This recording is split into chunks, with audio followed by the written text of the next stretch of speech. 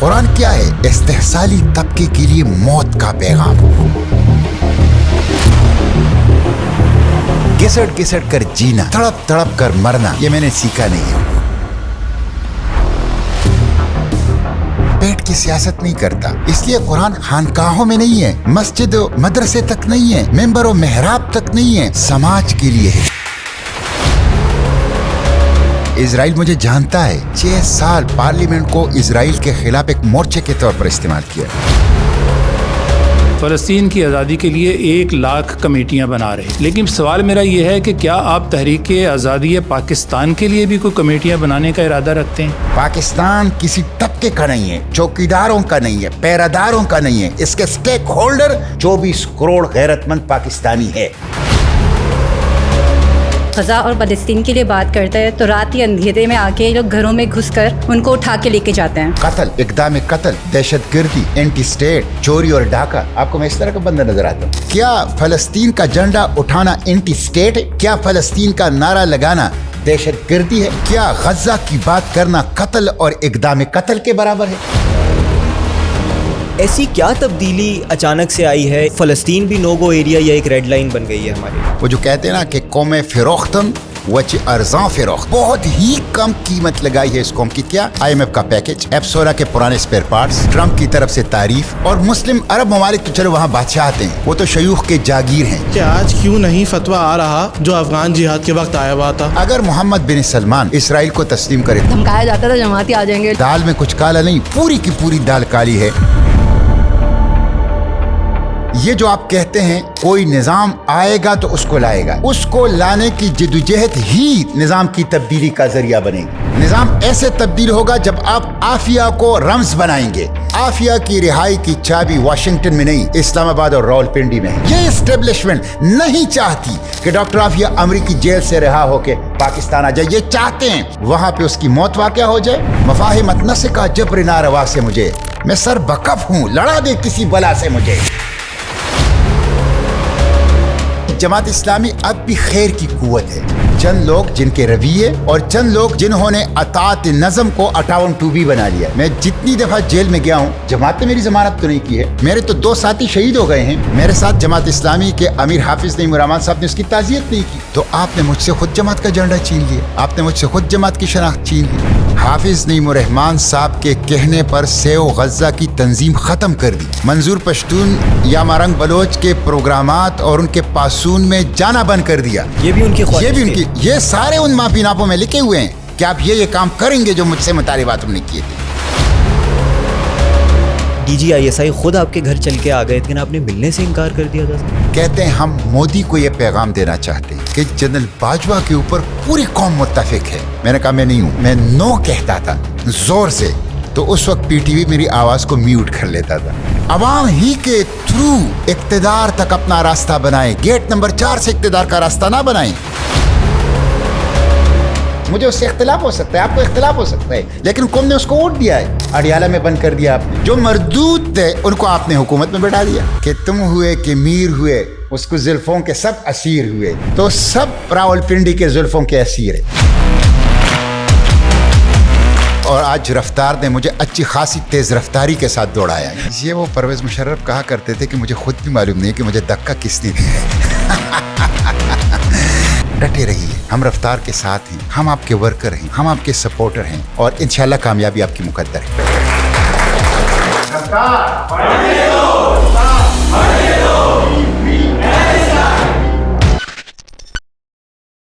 السلام علیکم. رفتار ٹاؤن ہال میں ایک مرتبہ پھر خوش آمدید. میں ہوں ابراہیم جعفری، اور آج میرے ساتھ ایک بہت ہی خاص شخص موجود ہیں جنہوں نے اسلام آباد سے لے کر اسرائیل تک کے قید خانوں میں فلسطین کے لیے آواز بلند کرنے کے لیے قید کاٹی. وہ کسی تعارف کے محتاج نہیں، اسی لیے بنا کسی تاخیر کے شروع کرتے ہیں. سینیٹر مشتاق احمد خان. السلام علیکم سر. وعلیکم السلام. کیسے ہیں آپ سر؟ الحمدللہ. سر آپ کی تو زندگی مسلسل سفر میں گزر رہی ہے. مطلب فلوٹیلا کے سفر سے آپ واپس آئے، انتہائی تھکا دینے والا سفر. اب عام آدمی سر آرام کرتا، لیکن آپ پھر سفر پہ نکل گئے. کبھی کوئٹہ، کراچی سے پھر کوئٹہ. تو اگلی سر کس مہم کی تیاری کر رہے ہیں آپ؟ دیکھیں، میری پوری زندگی اسی میں ہے. وہ جو کہتے ہیں کہ مجاہد نیور ریٹائر.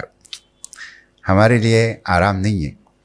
تو اسی کے اندر ایک لطف ہے، ایک اسپریچول سیٹسفیکشن ہے، ایک طمانینت قلبی ہے. اور علامہ اقبال کے کچھ فارسی اشعار ہیں جس میں ایک موج وہ ساحل سمندر سے پوچھتی ہے کہ تم کیا ہو، زندگی کیا ہے، تو وہ اس سے کہتی ہے کہ میں اگر حرکت میں ہوں تو میں موج ہوں، اور اگر میں رک گیا تو میں معدوم ہو جاؤں گا. تو حرکت ہی زندگی ہے، حرکت ہی ثبوت ہے زندگی کا. تو الحمدللہ اب میں 1 لاکھ پاک فلسطین کمیٹیاں بنا رہا ہوں پاکستان میں، فلسطین جو پاک فلسطین فورم کی طرف سے. تو اس کے لیے میں نکلا ہوں. 5 دن کا کراچی کا دورہ ہے، 2 دن میں کوئٹہ میں رہا، اور یہاں سے میں 31 کو جکارتہ جا رہا ہوں. اچھا. جہاں پہ ایشین کنٹریز کا جو پیس ڈیل سیناریو ہے فلسطین کا، اس کے اوپر ایک مشاورت ہے. ٹھیک ہے سر. اچھا سر، آج جو ہے ہم اسکرین سے پچھلے 2-3 مہینے سے سینٹر مشتاق کو دیکھ رہے تھے، کشتی میں دیکھ رہے تھے، غزہ کی طرف وہ جا رہے تھے. ان کی دلیری، ان کی بے باکی ان کے الفاظ میں جھلک رہی تھی. تو میرے سامنے سر اور بھی جتنے بھی آج لوگ اکٹھے ہیں نا، آج سر ہم فلوٹیلا کو تو ضرور کور کریں گے، لیکن آج ہم دا مین ہمسیلف مشتاق کے بارے میں بھی بات کرنا چاہتے ہیں. تو یہ تو سر آج آپ ہمارے سامنے بیٹھے ہوئے ہیں، دلیر، بے باک، اینٹی اسٹیبلشمنٹ سیاست کرنے والا سینٹر مشتاق. لیکن سر میں چاہتا ہوں کہ ہم نا کچھ دہائیاں پیچھے چلیں اور آپ اپنے بچپن کے متعلق بتائیں کہ بچپن میں ہی یہ بغاوت کے جراثیم موجود تھے، یا کوئی ایسی چیز تھی جس نے آپ کو متعارف کرایا، جس نے آپ کو متاثر کیا اور آپ نے سیاست میں، ایکٹیویزم میں قدم رکھنے کا فیصلہ کیا؟ دیکھیں، میں بچپن میرے بالکل دیہات میں گزرا ہے. میں نے اپنا اسکول جو ہیں وہ ہماری حجرے میں مسجد تھی، اور اس وقت جنرل ضیاء کی حکومت تھی، تو انہوں نے مسجدوں کے اندر اسکول بنائے تھے جس کو مسجد مکتب اسکول کہتے ہیں. تو اسی اسکول میں میں نے 4تھی کلاس تک تعلیم حاصل کی. پھر 5ویں اسکول کے گاؤں کے پرائمری اسکول میں گیا. پھر میٹرک کے لیے قریب ایک اور گاؤں تھا 3-4 کلومیٹر کے فاصلے پر، وہاں میں نے میٹرک کیا. پیدل آتے تھے، پیدل جاتے تھے. والد صاحب میرے لیے سائیکل اس لیے نہیں خریدتے تھے کہ وہ کہتے تھے کہ آپ بہت تیزی کے ساتھ سائیکل چلاتے ہیں اور آپ کے ایکسیڈنٹ. تو مجھ سے چھوٹے جو 2 بھائی تھے ان کے لیے نئی سائیکل خریدے گئے تھے، لیکن میرے لیے انہوں نے اس لیے سائیکل نہیں خریدی کہ آپ سائیکل کے اوپر جب سوار ہوتے ہیں تو اس کو جہاز بنا لیتے ہیں. تو مجھے اس کی یہی سزا ملی کہ میں اسکول پیدل آتا جاتا تھا. پھر میں نے BSc کیا ڈبل میتھس فزکس میں ثوابی کے کالج سے، اور پھر پشاور یونیورسٹی سے میں نے MSc فزکس کیا. پھر اسلامی جمعیت طلبہ میں چونکہ میں تھا تو لائبریری سائنس بھی پڑھا، پولیٹیکل سائنس بھی پڑھا. والدین کو جس طرح اس زمانے میں ایک شوق ہوتا تھا ہر گھر کے بزرگوں کو کہ میرا بچہ ڈاکٹر بنے، تو ان کی تو یہ خواہش تھی، لیکن میری کوئی اپنی ذاتی کوئی ایسی خواہش نہیں تھی. البتہ جب میں کالج میں آ گیا تو میرے پر یہ خواہش تھی کہ میں فزکس میں PhD کر لوں اور سائنٹسٹ بنوں. اور فزکس سے اب بھی مجھے بہت محبت ہے. فزکس ایک نیچرل سبجیکٹ ہے، کائنات کے سربستہ رازوں کو پالنا، چھپے ہوئے بھیدوں کو آشکارا کرنا، اور اس کائنات کی جس کو کہتے ہیں نا تہ میں اترنا، تو وہ بہت ہی نیچرل ہے. حالانکہ مجھ جیسا ایک اسٹوڈنٹ پالیٹکس والا بندہ وہ یا تو پولیٹیکل سائنس پڑھتا ہے یا پاک اسٹڈی پڑھتا ہے یا سوشل سائنسز پڑھتا ہے، سائنس کوئی نہیں پڑھتا. لیکن فزکس میرے لیے ایسا تھا جیسے میں شعر و شاعری کی کتاب پڑھ رہا ہوں، کوئی افسانوں کی کتاب پڑھ رہا ہوں. بالکل ایک دفعہ پڑھ کے وہ ساری چیزیں مجھے یاد ہو جاتی ہیں. اور میں اکثر لوگوں سے کہتا ہوں کہ فزکس، تصوف، بہترین شعر و شاعری اور خالص رومانس یہ ایک جگہ جا کے ایک ہو جاتے ہیں. اچھا. اور اس کے اندر ایک اسپریچول سیٹسفیکشن ہوتی. سبحان اللہ. تو سر یہ جو سائنس کا طالب علم تھا، فزکس کا طالب علم تھا، اس کو اسٹوڈنٹ پالیٹکس میں کیسے دلچسپی پیدا ہوئی؟ یہ وہ پرویز مشرف کہا کرتے تھے کہ مجھے خود بھی معلوم نہیں کہ مجھے دھکا کس نے دیا. ہوا یہ کہ پالیٹکس سے میرا کوئی تعلق نہیں تھا. البتہ میرے دادا جو تھے جو 1956 میں فوت ہو گئے ہیں، وہ کانگریس میں تھے. اور سرخ پوش تھے، باچا خان کے بہت قریب تھے. اور اس جدوجہد آزادی میں کئی دفعہ انگریزوں نے اس کو جیل میں بند کر دیا تھا. والد صاحب ہمارے کوئی سیاستدان نہیں تھے. یہ جب میں میٹرک میں تھا تو میری تعارف ہو گئی مولانا مودودی رحمہ اللہ کی کتابوں سے. صحیح. اور مولانا مودودی رحمہ اللہ کی کتابیں خصوصاً سلامتی کا راستہ، شہادت حق، ایسی میگنٹ جب آپ نے اس کو پڑھ لیا آپ ایک نئی دنیا سے. تو اسلامی جمعیت طلبہ یا مولانا مودودی رحمہ اللہ کی لٹریچر سے وابستگی نے مجھے سیاست کو بطور مشن اپنانے کی طرف لیا. صحیح. اور میں سمجھنے لگا کہ اسلام جو ہے یہ ڈوگما نہیں ہے, یہ سیٹ آف ریچولز نہیں ہے, یہ وے آف لائف ہے. اور اس وے آف لائف کو اگر آپ امپلیمنٹ کرنا چاہتے ہیں تو through politics, through parliaments, through democratic legal peaceful struggle. تو اسی کے لیے میں سیاست میں آیا ہوں. یعنی میں شوقیہ سیاستدان نہیں ہوں, بلکہ میں کسی مشن کی خاطر سیاست میں آیا ہوں اور مشن کی خاطر سیاست میں موجود. اچھا سر, آپ نے ذکر کیا کہ آپ کے دادا جو تھے انہوں نے باچا خان کے ساتھ سیاست کی اور سرخ پوش تھے وہ, تو ایسی کیا بات تھی, ایسی کیا چیز آپ کے اوپر آشنا ہوئی کہ آپ نے فیصلہ کیا کہ بجائے جو باچا خان کے جانشین ہیں ان کی پارٹی کا رخ کیا جائے یا سرخ پوشوں کی کسی پارٹی کا رخ کیا جائے؟ آپ نے کہا کہ نہیں, مجھے جماعت کی جو آئیڈیالوجی ہے یا ان کی جو فکر ہے وہ مجھے لگتا ہے کہ وہ ٹھیک راستہ ہے. دیکھیں, باچا خان کی ابھی میں بہت ریسپیکٹ کرتا ہوں, اور جو چند کتابیں جو پرماننٹ میرے ساتھ رہتی ہیں, یہاں پہ نوجوان بھی بیٹھے ہوئے ہیں, میں ان کو بھی یہ بتاؤں گا. اس میں سے ایک تو قرآن پاک ہے, سیرت مبارکہ. اللہ کے پیغمبر صلی اللہ علیہ وسلم کی سیرت کے اوپر مجھے کوئی اچھی کتاب مل جائے تو میں اٹھا کے اس کو پڑھ لیتا ہوں, اسکین کر لیتا ہوں, اپنی نظروں سے گزار دیتا ہوں. اس کے علاوہ جو چند کتابیں مجھے بہت پسند ہیں, اس میں سے ایک ہٹلر کی سوانح حیات مین کیمپ, جی, جس کو میں 10 دفعہ پڑھ چکا ہوں. کوئی خاص وجہ؟ یس, وہ میں آپ کو بتاتا ہوں. دوسرا A long walk to freedom, Nelson Mandela. اور تیسرا باچا خان, زما جون اور جیدوجہد, میری زندگی اور جیدوجہد. اس میں جو بنیادی قدر مشترک ہے, ایک تو یہ ہے کہ یہ لوگ پریکٹیکل جو کہتے تھے وہ کرتے تھے. ہٹلر کی اس جو فاشسٹ اپروچ ہے یا یوز آف پاور ہے یا وائلنس ہے, اس سے تو مجھے اتفاق نہیں ہے, لیکن ہٹلر نے اپنی کتاب میں ٹیکنیکس بتائے ہیں. آپ نے پبلک کو اپیل کیسے کرنا ہے, آپ نے اجتماعی سائیکی کو موٹیویٹ کیسے کرنا ہے, آپ نے عوام کو اپنے گرد جمع کیسے کرنا ہے, آپ نے اپنے میسج کو پروپیگیٹ کیسے کرنا ہے, آپ نے کنٹمپریری ٹولز کو, ٹیکنیک کو استعمال کیسے کرنا ہے. یہ جو ہے وہ آپ کو مین کیمپ کے اندر, میری جدوجہد کے اندر مل جائیں گے. جہاں تک باچا خان اور نیلسن منڈیلا کی, اس میں بڑی سملیرٹی ہے. دونوں نے 30 سال قید گزاری ہے, دونوں نے فرنگی استعمار کے خلاف جدوجہد کی ہے, اور دونوں نے نان وائلنٹ جدوجہد کی. اور آپ کہتے ہیں کہ جماعت اسلامی اور باچا خان کا کیا تعلق ہے, تو ایک بڑا گہرا اور مضبوط تعلق ہے. باچا خان نے جب تحریک شروع کی تھی تو باچا خان لوگوں کو یہی کہتے تھے کہ میں نے قرآن کو آزادی دلانی ہے. ہاں, یہ ان کا نعرہ تھا, قرآن کو آزاد کرنا. دوسرا جو نیلسن منڈیلا ہے, ایکسٹرا آرڈینری, غیر معمولی انسان. میں اس کمرے میں گیا ہوں, روبن آئی لینڈ, کیپ ٹاؤن کے پاس ہے, کہ جہاں 30 سال وہ قید رہے. اور پھر میری یہ خوش قسمتی کہ ابھی جب میں اسرائیلی ٹارچر سیل میں تھا تو ایک دن میں نے نیلسن منڈیلا کے گرینڈ سن مانڈلا منڈیلا کے ساتھ اکٹھے سیل میں گزارا. اچھا سر, آپ نے مطالعے کا ذکر کیا. انسان کتابیں پڑھتا ہے, اس کا ذہن کھلتا ہے, اس کا مطالعہ وسیع ہوتا ہے, ساتھ ہی اس کی سوچ وسیع ہوتی ہے. سر, ہم آپ کو جس طریقے سے جانتے ہیں, میں نے جیسے کہ پہلے کہا, ایک بے باک آدمی, مستقل آپ اینٹی اسٹیبلشمنٹ سیاست کرتے رہیں. جو حکومت میں ہوتا ہے آپ اس کے خلاف اس کو اکاؤنٹیبل ٹھہرانے کی کوشش کرتے ہیں اپنی کیپیسٹی میں. ابھی ہم نے دیکھا کہ کچھ لوگوں کو ایسا لگتا تھا کہ ایک سوسائڈ مشن ہے, یعنی کہ شہادت کی طرف رخ کر رہے ہیں مشتاق صاحب جب وہ جا رہے ہیں غزہ کی طرف, لیکن آپ اس میں بھی شریک ہوئے. تو ہمارے بڑے تو سر ایک بات کہتے ہیں کہ جب کوئی شخص اس طریقے سے, اس بے باکی سے, اس دلیری سے مستقل کام کر رہا ہوتا ہے, ہر چیز کو لائن پہ لگا رہا ہوتا ہے, تو اس کے پیچھے سر بہت مضبوط مقصد یا ایک بہت مضبوط وائی ہوتا ہے کہ why am I doing this. اور سر وہ وائی تلاش کرتے کرتے لوگوں کی زندگی بیت جاتی ہے, انہیں وائی نہیں ملتا. تو ایک تو سر بتائیے گا کہ یہ وائی کیسے تلاش کیا آپ نے, اور اتنا مضبوط وائی ہے کیا آپ کا؟ مشن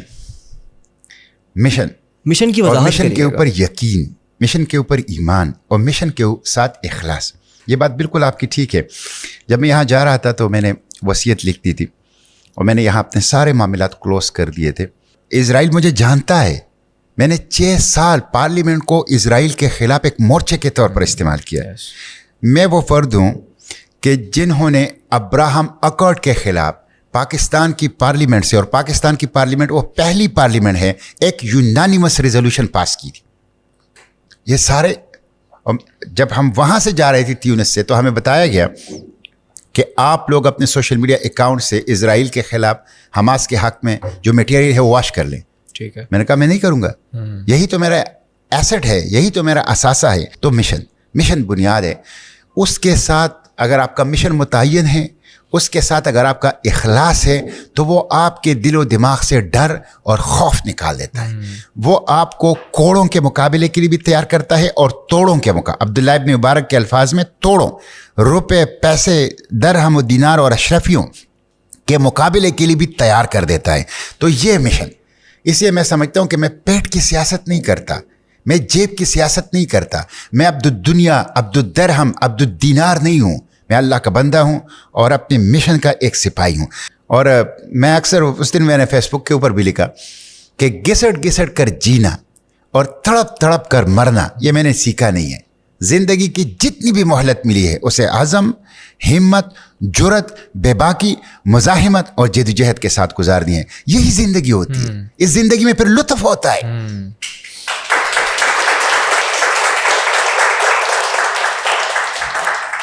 اچھا سر, آپ نے 2-3 مرتبہ ایک لفظ استعمال کیا مشن کا. سر میں اگر اپنی بات کروں نا تو آپ میرے لیے بھی ایک رہنما کی طرح ہیں. یہ جتنے بھی لوگ بیٹھے ہیں یہ بھی آپ کو ایک رہنما کی طرح دیکھتے ہیں. سر لاکھوں آپ کے اس طرح کے لوگ ہیں جو آپ سے رہنمائی, آپ کی ذات سے, آپ کے اقدامات سے رہنمائی لیتے ہیں. مشن کا سر تعین کس طرح کیا جاتا ہے؟ Very important.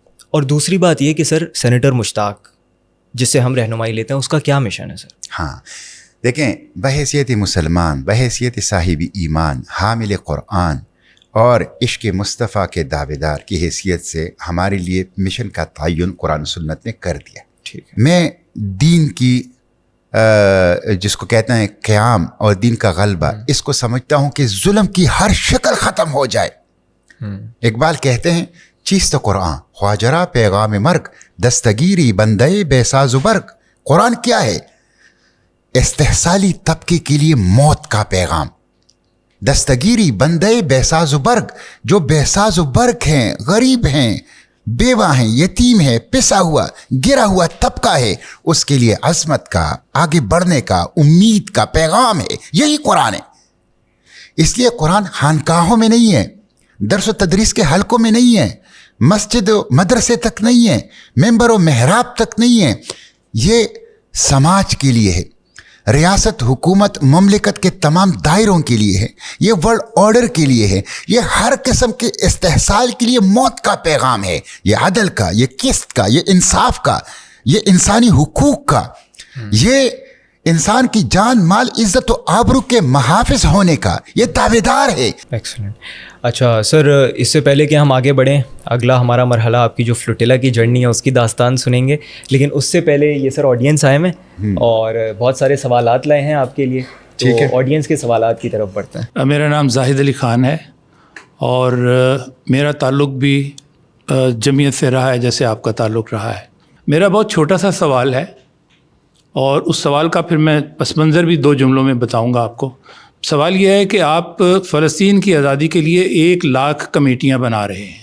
میرا خیال ہے یہ بہت بڑا کام ہے.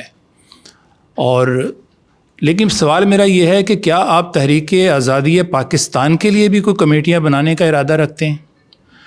اب یہ سوال میں نے کیوں کیا آپ سے, اس کا پس منظر میں یہ بتاتا ہوں کہ پاکستان کی 78 سالہ تاریخ میں جب بھی پاکستان کے آزاد ہونے کی امید پیدا ہوتی ہے تو یا تو عالم اسلام کا پورا دکھڑا پاکستان میں آ جاتا ہے, یا مہنگائی مارچ یاد آ جاتے ہیں بہت سارے لوگوں کو, تو وہ جو آزادی کی تحریک ہے وہ پس منظر میں چلی جاتی ہے. تو میں یہ جاننا چاہتا ہوں کہ کیا آپ تحریک آزادی پاکستان کو بھی اتنی ہی اہمیت دیتے ہیں جتنی آپ تحریک آزادی فلسطین کو دے رہے ہیں؟ میرا سوال مکمل ہو گیا. بہت شکریہ. آپ کی بات بالکل ٹھیک ہے. ہمارے ہاں جب بھی حقیقی آزادی کا موقع آتا ہے تو اسے گنوایا گیا, اور اس کے ریزنز جو ہیں ملک کے اندر بھی ہیں اور بعض اوقات ملک سے باہر بھی ہوتے ہیں. تو یہ خدشات آپ کے درست ہیں. لیکن جو فلسطین کے لیے 1 لاکھ کمیٹیاں ہیں, ایسا نہیں ہے کہ پاکستان کی آزادی کی بات ہم نہیں کرتے.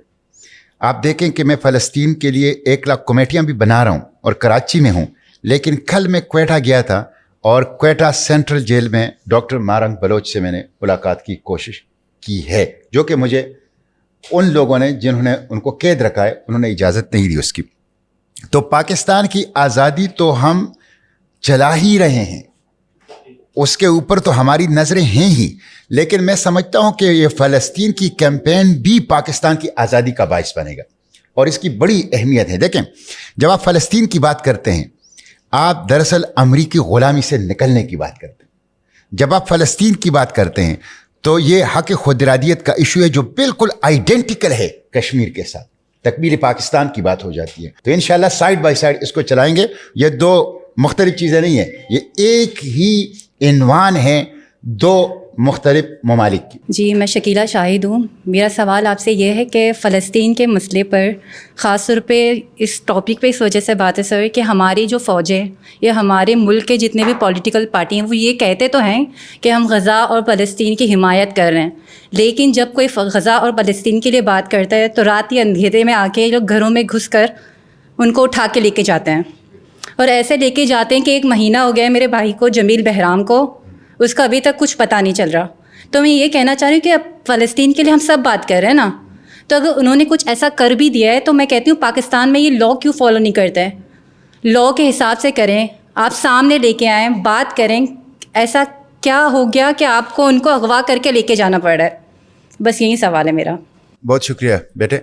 मैं सबसे पहले तो आपसे इज़हार हमदर्दी करता हूँ, आपसे इज़हार यकजहती करता हूँ।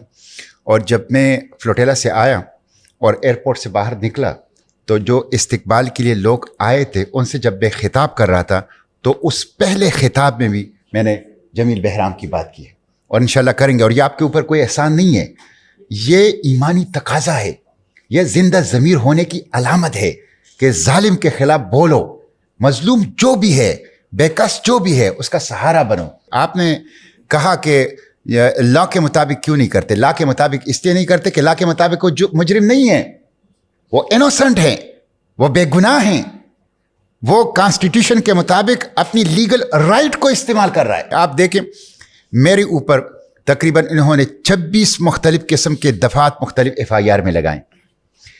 कत्ल, इक़दाम कत्ल, दहशतगर्दी, एंटी स्टेट, चोरी और डाका। आपको मैं इस तरह का बंदा नजर आता हूं। मेरी अहलिया के ऊपर, मेरी बड़ी बेटी के ऊपर, मेरे सबसे छोटे बेटे को भी मौलाना खतीबुर रहमान साहब मेरे साथ तशरीफ फरमा है, इन सब को मेरे साथ जेल में बंद कर दिया गया। मेरे 2 साथियों को डी चौक, जिसको अब हम गज़ा चौक कहते हैं, उसके अंदर कत्ल कर दिया गया। अभी तक हमें इंसाफ नहीं मिला। 8 लोगों को जख्मी किया गया, जिसमें एक बंदा 3 हफ्ते तक कोमा में रहा। क्या फ़लस्तीन का झंडा उठाना एंटी स्टेट है? क्या फ़लस्तीन का नारा लगाना दहशतगर्दी है? क्या गज़ा की बात करना कत्ल और इक़दाम कत्ल के बराबर है? क्या पाकिस्तान के दारुल हुकूमत इस्लामाबाद जो हैं उसमें गज़ा के लिए आवाज़ उठाना और इसराइल मुर्दाबाद का नारा लगाना जुर्म है?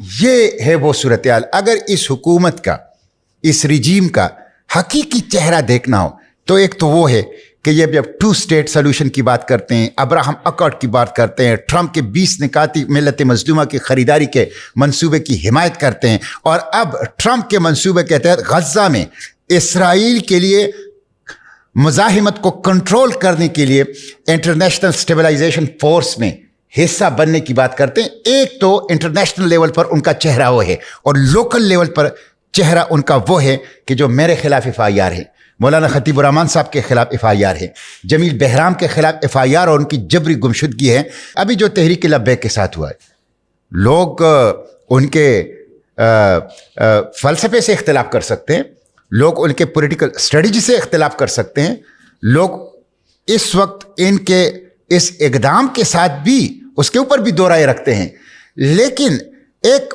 पॉलिटिकल पार्टी एक जमहूरी अंदाज से वो मार्च कर रही है।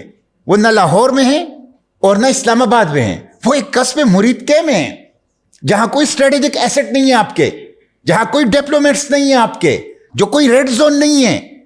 आप उसको बेदरख कत्ल कर रहे हैं, उनकी लाशें कब्जे में ले रहे हैं, लोगों को जनाजा पढ़ने के लिए وہ مشروط جو ہے اجازت دے رہے ہیں کہ آپ رات کو جنازے پڑھیں گے. پاکستان کسی طبقے کا نہیں ہے, چوکیداروں کا نہیں ہے, پیراداروں کا نہیں ہے. اس کے سٹیک ہولڈر 24 کروڑ غیرت مند پاکستانی ہے. یہاں اونرشپ ان 24 کروڑ لوگوں کے ساتھ ہے. ہمیں اپنی آواز اٹھانی چاہیے. اور میں اکثر بچوں سے کہتا ہوں, نوجوانوں سے کہتا ہوں, نان وائلنٹ, پیسفل, لیگل دائرے کے اندر رہ کر. باچا خان کی جو ذکر آیا وہی ہمیں سکھایا ہے. نیلسن منڈیلا نے ہمیں یہی سکھایا ہے. بڑی سی بڑی قوتیں اور جبر کی بڑی سی بڑی طاقتیں non violent, peaceful, legal protest اور اسٹرگل کے سامنے ڈیر ہو جاتی ہے. اچھا سر, بہن نے جو سوال پوچھا جمیل کے متعلق, اسی سے میرا سوال جڑا ہوا ہے. پاکستان میں انفورس ڈس اپیرنسز مشرف دور کے بعد سے ایک انفارچونیٹ ریالٹی بن گئی ہے, لیکن ہم دیکھتے تھے کہ اسٹیٹ نے کچھ ریڈ لائنز کسی نہ کسی طریقے سے ظاہر کر دیتے تھے کہ اگر آپ اس ریڈ لائن کو کراس کریں گے, اس ایشو پہ بات کریں گے تو شاید آپ خطرے میں. فلسطین تو سر ایک ایسا کاز تھا کہ ریاست کے لیے, عوام کے لیے, ہر سوسائٹی کے ہر سیکشن کے لیے ایک مقدس کاز تھا, اور اس پہ تو کسی کو بھی کسی نے کبھی آواز اٹھائی ہو, کسی نے تنقید کی ہو, بالکل بھی اس کے خلاف کوئی جارحانہ عمل نہیں اٹھایا جاتا تھا. ایسی کیا تبدیلی اچانک سے آئی ہے, اس رجیم میں آئی ہے, یا آہستہ آہستہ آ رہی تھی کہ اب فلسطین بھی نو گو ایریا یا ایک ریڈ لائن بن گئی ہے ہمارے لیے؟ یہ بات بالکل ٹھیک ہے. دیکھیں, ریڈ لائن اگر آپ کے ہیں, ہر ریاست کے ریڈ لائن ہوتی ہیں, تو اس ریڈ لائن کو جو کراس کریں تو according to the land of law of land آپ اس کو وہ کریں, ڈیل کریں. لیکن یہ کیا بات ہوئی کہ آپ نے کچھ ریڈ لائن ڈرا کیے ہیں اور جو کوئی اس کو کراس کرے تو آپ اس کو غائب کریں, آپ اس کو مار کے اس کی لاش ادھر ادھر پھینک دیں. یہ کسی بھی صورت میں اسٹیٹ کے مفاد میں نہیں ہے. اس سے پہلے آپ نے پرویز مشرف کا تذکرہ کیا. حقیقت یہ ہے کہ یہ شرمناک عمل وہاں سے شروع ہوا ہے. اور گوانٹانامو سے میں 3 بندوں کو لایا ہوں, تینوں کراچی کے ہیں, ایک سیف اللہ پراچا اور 2 ان میں سے بھائی جو ربانی برادران ہیں. اور ڈاکٹر عافیہ کے لیے میں کوشش کر رہا ہوں کہ وہ امریکی جیل میں ڈاکٹر عافیہ کو $55,000 میں فروخت کیا گیا اور ربانی برادران کو $5,000 میں فروخت کیا گیا. یہ بہت شرمناک ہے, اور اس کا اعتراف خود امریکی CIA, امریکی سینٹ کو بریفنگ میں خود دیتے ہیں. ان کے ریاست کے ڈپارٹمنٹس, ان کے فنکشنریز خود اس بات کی گواہی دے رہے ہیں کہ ہم نے اتنے $1,000 پے کر کے یہ کام کیا ہے. جہاں تک فلسطین کی بات ہے, میں خود اس بات پر حیران ہوں. پہلے وزیر اعظم لیاقت علی خان نے جب امریکہ کا دورہ کیا تو امریکیوں نے اس سے کہا کہ ہم آپ کو $, دیں گے, خزانوں کے منہ کھول دیں گے, اسرائیل کو تسلیم کرو. تو لیاقت علی خان نے بڑا تاریخی جواب دیا. لیاقت علی خان نے کہا کہ فلسطین ہماری روح ہے اور روح برائے فروخت نہیں ہوتی. لیکن انہوں نے روح برائے فروخت کر دی.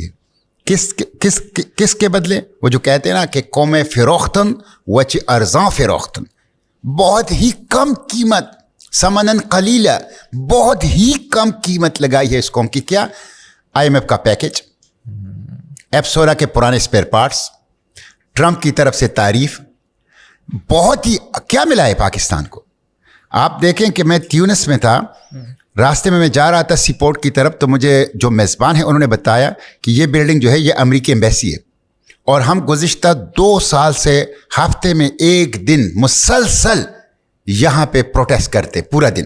تیونس میں ہم نے تو کبھی 2 سالوں میں نہ امریکی ایمبیسی اسلام آباد اور نہ امریکی کونسلیٹ جو کیپٹلز, پروونشل کیپٹلز میں ہیں, ان کے خلاف پروٹیسٹ کی کہ پاکستانی قوم کو اجازت نہیں مل رہی. کوشش بھی کی تھی آپ؟ کوشش بھی کی ہے, کوشش بھی کہ نہیں چھوڑتے, لوگوں کو مارتے ہیں, جیلوں میں ڈالتے ہیں, ان کی آزادی اظہار رائے کے حق کو قتل کرتے ہیں. مجھے تو شرم آتی ہے. پوری دنیا کے اندر ایک اپرائزنگ ہے, خصوصاً یورپی ممالک کے اندر ایک اپرائزنگ ہے, اور مسلم عرب ممالک تو چلو وہاں بادشاہ آتے ہیں, وہ تو شیوخ کے جاگیر ہیں, جو وہاں مختلف شیخ ہیں ان کی جاگیریں ہیں, وہ کوئی اسٹیٹ نہیں ہے, وہ کوئی ریپبلک نہیں ہے, وہ کوئی ڈیموکریسی نہیں ہے. لیکن آپ کا ملک تو انگریزوں سے قائد اعظم نے علامہ اقبال کے تصورات کی روشنی میں ایک ڈیموکریٹک پروسیس سے حاصل کیا ہے. یہ کسی کی جاگیر نہیں ہے, یہاں کوئی شیخ نہیں ہے, یہاں کوئی قبضہ گیر طبقہ برداشت نہیں کیا جا سکتا. یہ تو 24 کروڑ پاکستانیوں کا ملک ہے, اونرشپ ان کے پاس ہے, حق ملکیت ان کے پاس ہے. اور فلسطین, اس کی جو پالیسی ہے وہ اقبال اور قائد نے متعین کر دی ہے, لیاقت علی خان نے متعین کر دی ہے. ہمیں ٹرمپ کی فلسطین پالیسی منظور نہیں ہے. اور اسی لیے میں کہتا ہوں اگر محمد بن سلمان اسرائیل کو تسلیم کرے تب بھی ہم نہیں کریں گے. اگر محمد بن زید جنہوں نے تسلیم کر لیا ہے اسرائیل کو تسلیم تب بھی ہم نہیں کریں گے. اس لیے کہ ہمیں اپنے بابائے قوم نے کہا ہے کہ اسرائیل اللیجیٹیمیٹ چائلڈ آف دا ویسٹ ہے اور یہ امت کے قلب میں خنجر ہیں اور اسے کسی صورت قبول نہیں کیا جا سکتا. اچھا سر، میں آپ سے بات کرنا چاہوں گا. آپ نے ابھی ذکر کیا کہ امریکہ کے ساتھ بڑے بہترین مراسم ایسا لگ رہا ہے آج کل ہمارے دوبارہ قائم ہو رہے ہیں.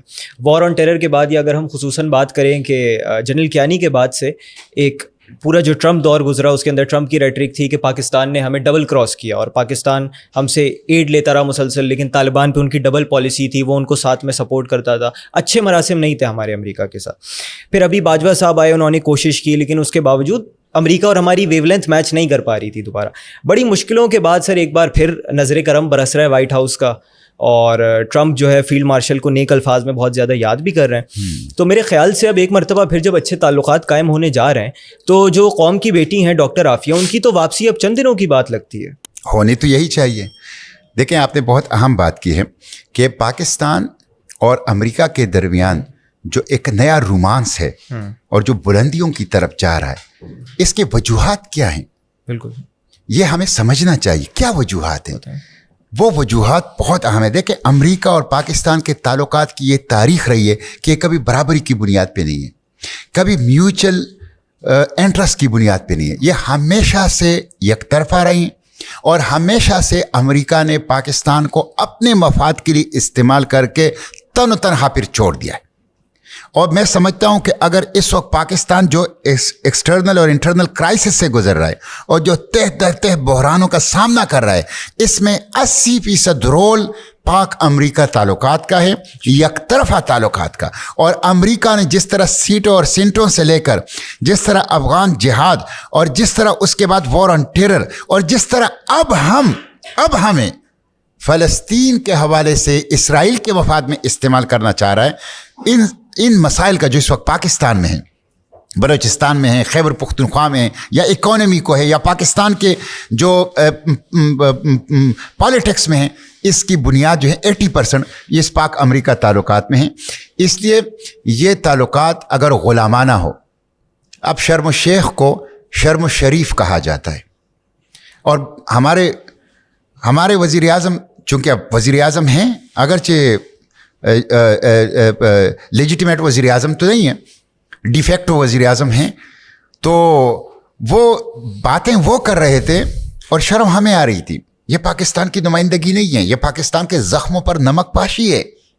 پاکستان تو بہت غیرت مند لوگوں کی سرزمین ہے، بہادر لوگوں کی سرزمین ہے.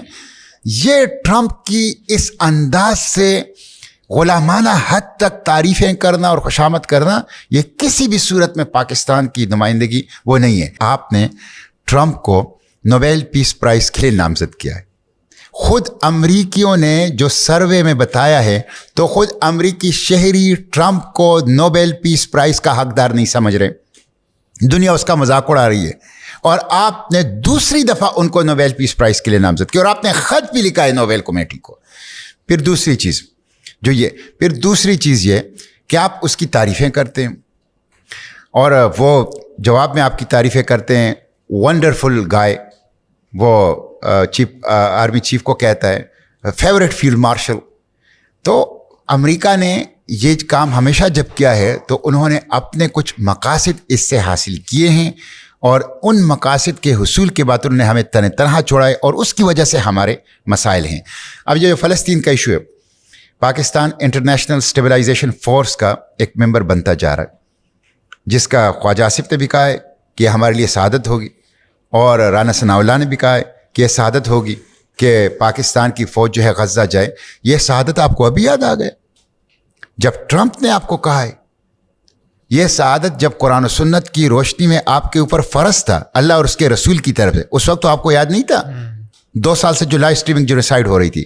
اب جب ٹرمپ نے کہا ہے کہ ہم نے مزاحمت کو کنٹرول کرنا ہے، حماس کو غیر مسلح کرنا ہے، اسرائیل کو پروٹیکشن دینا ہے، تو اس انٹرنیشنل اسٹیبلائزیشن فورس کا آپ حصہ بن رہے، اور اس طرح حصہ بن رہے. میں تو یہ کہتا ہوں کہ तुर्की वाले ये कह रहे हैं कि इसराइल ने उनको इस इंटरनेशनल स्टेबलाइजेशन फोर्स का हिस्सा बनने से मना किया कि टर्किश आर्मी वहाँ पे तैनात नहीं होगी, और अमेरिकी सेक्रेटरी ऑफ स्टेट ने कहा है कि पाकिस्तान आर्मी की तैनाती पर नेतन्याहू और इसराइल कंफर्टेबल है। अगर ऐसा है जो कि वो बयान कर रहे हैं तो ये अल्लाह के बारगाह में हमारे खिलाफ सबसे बड़ी FIR। दाल में कुछ काला नहीं, पूरी की पूरी दाल काली है, इससे वापस हो जाना चाहिए। ठीक है। अच्छा सर, ये जो स्टेबलाइजेशन फोर्स का पूरा तस्वुर है, इसको आप किस नज़र से देखते हैं? देखें, उसके जो अभी तक इंफॉर्मेशन आई है उसमें बड़ी शकूक शुबात है। मसलन ये कि ये ट्रंप का मंसूबा है, यूनाइटेड नेशन ने इसको ओन नहीं किया, नंबर 1। नंबर 2, इसको पॉलिटिकली सिविलियन लेवल पर टोनी ब्लेयर हेड करेगा। टोनी ब्लेयर बरतानिया का साबिक वज़ीर आज़म हैं, जिन्होंने दिन दिहाड़े फराट करते हुए फ़लस्तीन में इज़राइल की वजूद का खंजर गोंपा है। उनकी तारीख़ ये है, और वो उस मुल्क का साबिक वज़ीर आज़म हैं।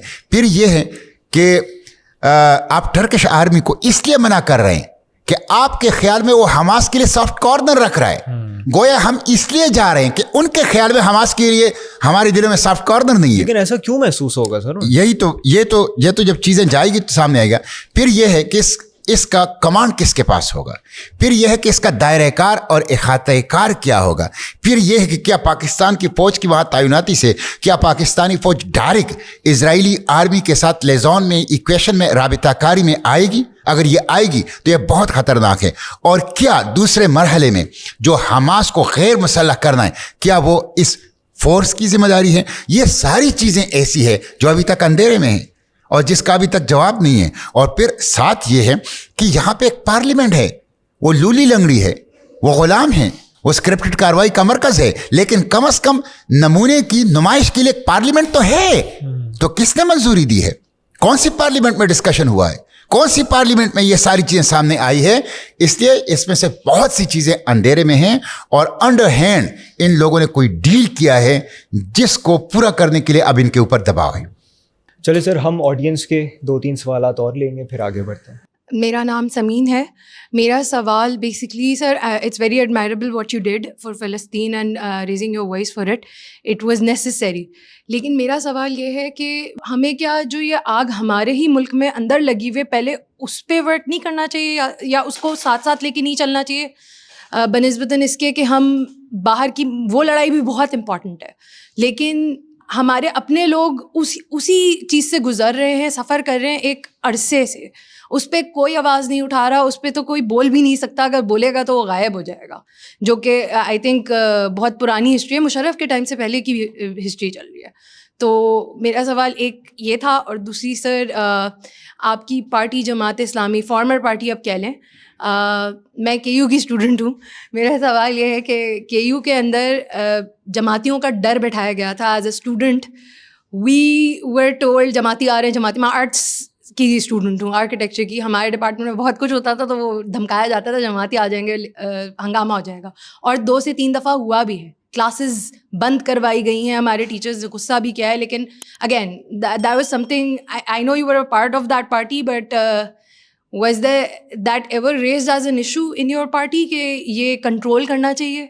अभी भी जमाती वहाँ मौजूद हैं, उन पे कोई लगाम नहीं है, रेंजर्स का डर था उनको, लेकिन अगेन डर। देखिए बेटे, एक चीज़ तो यह है कि आपने बिल्कुल ठीक कहा कि यहाँ पे जो जुल्म हो रहा है, और सिर्फ ये जुल्म नहीं है जो बलूचिस्तान में है, वो तो हमें नज़र आ रहा है, इसलिए हमारा दिल इसके ऊपर दुखता है। खैबर पुख्तनख्वा में मिलिट्री ऑपरेशंस और एक्स्ट्रा जुडिशल किलिंग हमें नज़र आ रहा है, और ड्रोन अटैक्स में मासूम बच्चों के पुर्जे उड़ रहे हैं, वो हमें नज़र आ रहा है, तो इस पर हमारा दिल दुखता है। लेकिन कुछ ऐसा दर्द है जो हमें नज़र नहीं आ रहा, लेकिन वो भी बहुत शदीद इस्तेहसाल है। मसलन 37 रुपये किलो चीनी, जिसकी कॉस्ट ऑफ प्रोडक्शन 37 रुपये है, पैदावारी लागत, वो 210 रुपये में पाकिस्तान के आवाम को क्यों मिल रही है? आपका PSDP, public sector development programme, जिसमें आपकी सड़कें हैं, बिजली है, गैस है, पुलिस है, लॉ एंड ऑर्डर है, जुडिशरी है, वो 1500 अरब रुपए है। 1500 अरब रुपए, और आप IPPs को कैपेसिटी पेमेंट की मद में 2200 अरब रुपए मुफ्त में पेमेंट कर रहे हैं। माफिया है, mafia, urea mafia, pharmaceutical mafia, आटा माफिया, IPPs माफिया, चीनी माफिया, सीमेंट माफिया, माफियाज हैं यहां, और वो दोनों हाथों से इस गरीब आवाम को लूट रहे हैं। UNDP की 2019 की रिपोर्ट है जो बार बार मैंने सेनेट ऑफ पाकिस्तान में उठाई है। वो कहते हैं पाकिस्तान का इलीट 1% तबका, वो 50% बजट पाकिस्तान का खाता है, और 99% तबके के लिए सिर्फ 50% रहता है। ये 1% रिपब्लिक है, ये इस्लामी जमहूरिया पाकिस्तान नहीं है, अशराफिया जमहूरिया पाकिस्तान है। यहां पर एक तबका काबिज है और वो गरीब आवाम को लूट रहा है। और यहां पे फ्लो ऑफ वेल्थ, सरमाए का बहाव, वो मालदारों से, बालादस्त तबकात से गरीबों की तरफ नहीं है। जुल्म का ये इतना निजाम है कि यहां फ्लो ऑफ वेल्थ गरीबों से मालदारों की तरफ है। 100 रुपए टैक्स फी लेटर, 100 रुपए टैक्स। ये टैक्स नहीं है, ये बत्ता है, ये डाका है, ये डे लाइट रॉबरी है जो हुकूमतें इस आवाम के साथ कर रही हैं। तो कुछ दर्द तो वो है कि जिसको आवाम को शऊर भी नहीं है। जहाँ तक आपने बात की है तालीमी इदारों में, देखें थोड़ा सा मैं आपको यहाँ करूँगा, जमात की पॉलिटिकल स्ट्रेटजी में या जमात की पॉलिसियों में, खा वो मुल्क के हवाले से या बैरूनी मुल्क के, उसके अंदर और इस्लामी जमीयत तलबा में फ़र्क करना चाहिए। मैं खुद इस्लामी जमीयत तलबा का पूरे पाकिस्तान का नाज़िम आला रहा हूँ, 2 साल नाज़िम आला रहा हूँ, वह मरकज़ी सेक्रेटरी जनरल रहा हूँ। मैंने तकरीबन 1989 से 89 से 2002 तक 14 साल as a student activist, student worker, as a student leader वो गुजारे। खराबियाँ होंगी, कमज़ोरियाँ होंगी, इसलिए कि हम जिस माशरे में रह रहे हैं ये एक एक्सट्रीम वेपनाइज्ड माशरा है। यहाँ क्राइम का राज है, यहाँ पे बहुत ही इम्बैलेंस सूरत हाल होती है, तो उसमें ख़ताएँ भी होंगी, गलतियाँ भी होंगी, कमज़ोरियाँ भी होंगी। लेकिन बहैसियत मजमूई, मैं चूँकि ख़ुद लीडर रहा हूँ और मैंने नेशन वाइड, कंट्री वाइड इस्लामी जमीयत तलबा को लीड किया है, तो जमीयत की पॉलिसी वायलेंस की पॉलिसी नहीं है कि ऐसी कोई पॉलिसी नहीं है। अलबत्ता नौजवान हैं, रिएक्शन जल्दी देते हैं, रद्दअमल में आ जाते हैं, दोनों तरफ से उसमें ख़ताएँ होती हैं, गलतियाँ होती हैं। इसलिए मैं जब जमीयत का नाज़िम आला था तो मैं कोशिश करता था कि जहाँ भी जाऊँ वहाँ दूसरे स्टूडेंट ऑर्गेनाइजेशन से मिलूँ। अस्सलाम वालेकुम, माय नेम इज़ हाफिज़ Syed Mohammad Ali Hasan and I am from ज़ैबिस। सबसे पहले तो सर बहुत ज़्यादा कॉन्ग्रेचुलेशंस कि आपने इतना ज़बरदस्त सफ़र किया, इतना मुश्किल सफ़र किया और पूरी दुनिया के अंदर पाकिस्तान की नुमाइंदगी की, तो इसके लिए सबसे पहले कॉन्ग्रेचुलेशन। सेकंड सर, हमने इतनी सारी बातों का यहाँ पे अभी तज़किरा किया कि अमेरिका से मुताल्लिक, इसराइल से मुताल्लिक, क्या हम अनअनाउंस्ड इसराइल को तस्लीम कर चुके हैं? क्योंकि हमने कभी ज़िंदगी में नहीं देखा कि जैसा डिस्कस हो चुका कि फ़लस्तीन के झंडा उठाने के ऊपर पाबंदी हो। हमने कभी नहीं देखा कि इसराइली पार्लियामेंट का लाइव सेशन हमारे पाकिस्तान टेलीविज़न पे और हमारे नेशनल मेन स्ट्रीम मीडिया के ऊपर दिखाया जा रहा हो। तो सर हमने ये चीज़ें कभी नहीं देखी, ये चीज़ें जो हम अब होते हुए देख रहे हैं।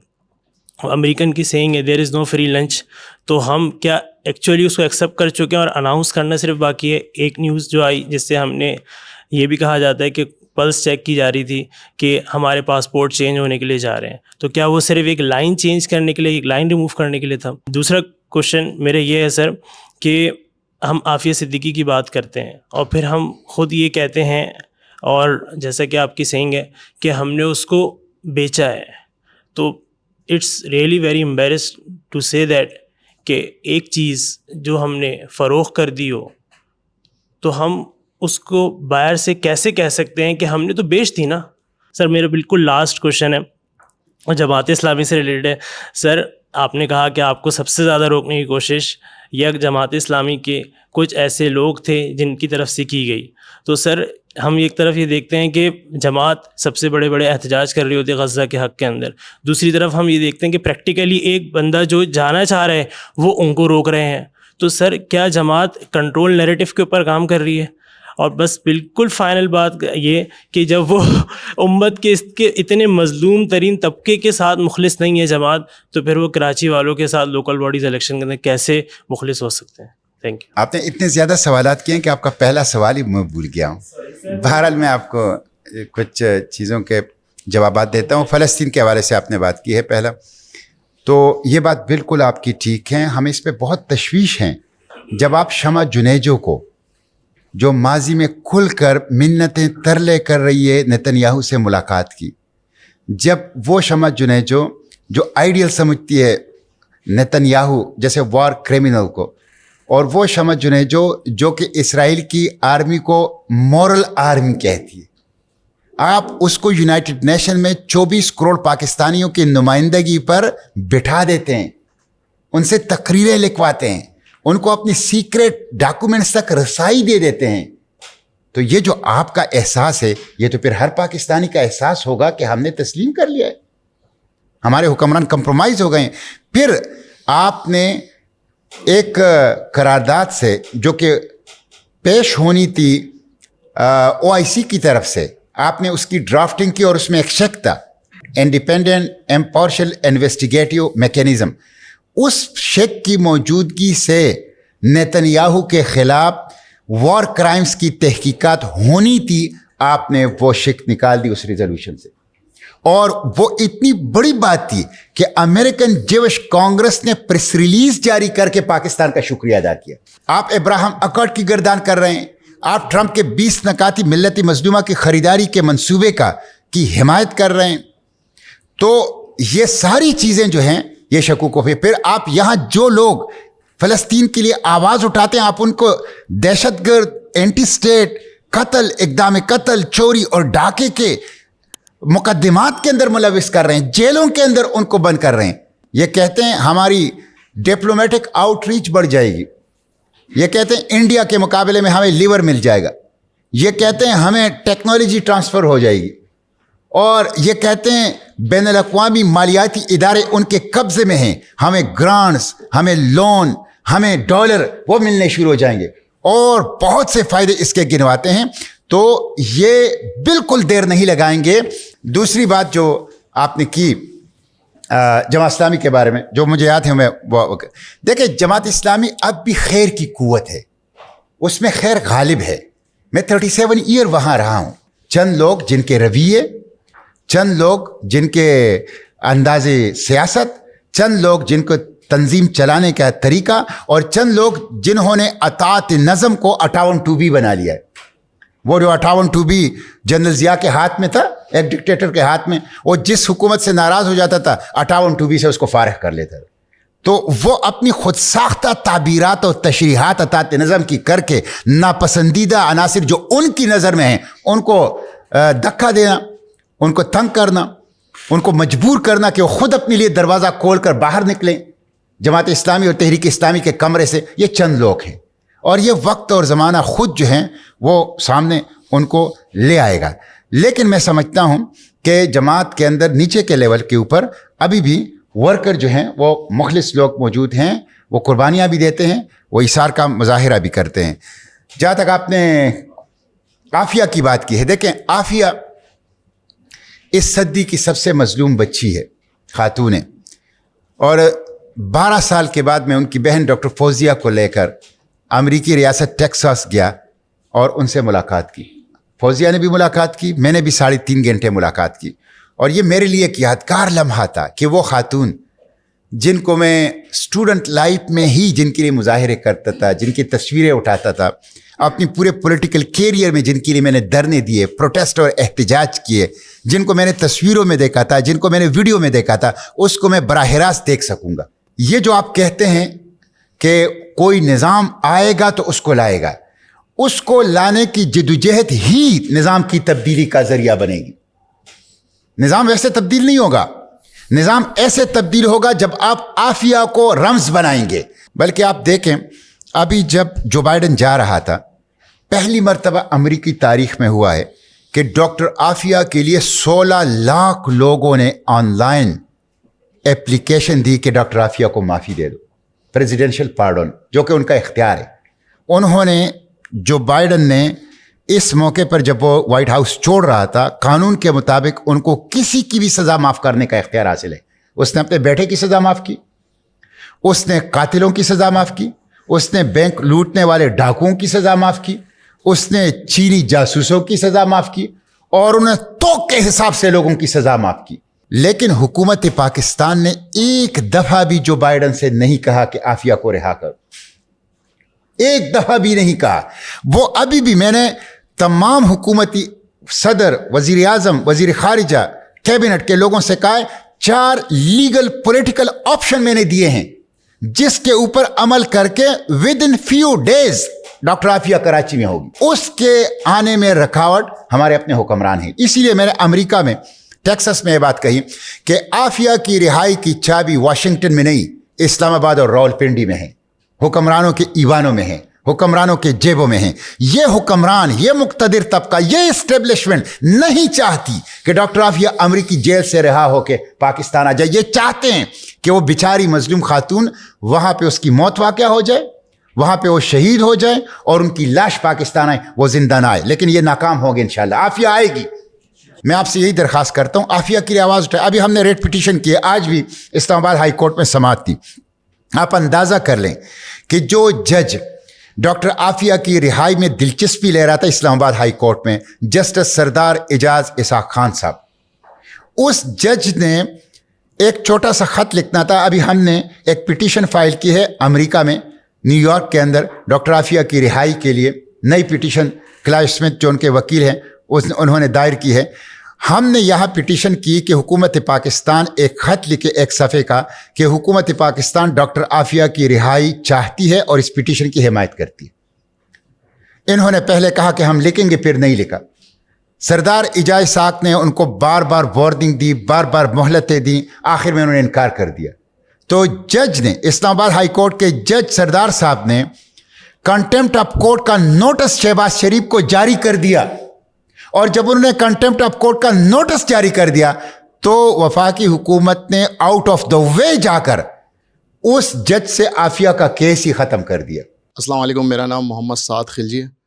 سر, آپ نے بتایا کہ 26 مقدمات آپ پہ اور نہ جانے کتنے لوگ گھروں سے لاپتہ, کوئی نامعلوم افراد آتے ہیں لے جاتے ہیں. یہ لوگ تو اسرائیلی نہیں ہیں, یہ تو یہودی نہیں ہیں, یہ تو ہمارے ہی لوگ ہیں. اور یقیناً آپ کی جو سیاست ہے وہ ہم نے دیکھا کہ کافی مزاحمت کی طرف ہمیں وہ دیتی ہے, اور آپ کافی ریبیلیس قسم کے ہیں, اور آپ کی جو وہ ہے وہ اس میں ایک نظر آتی ہے کہ آپ کچھ کرنا چاہتے ہیں.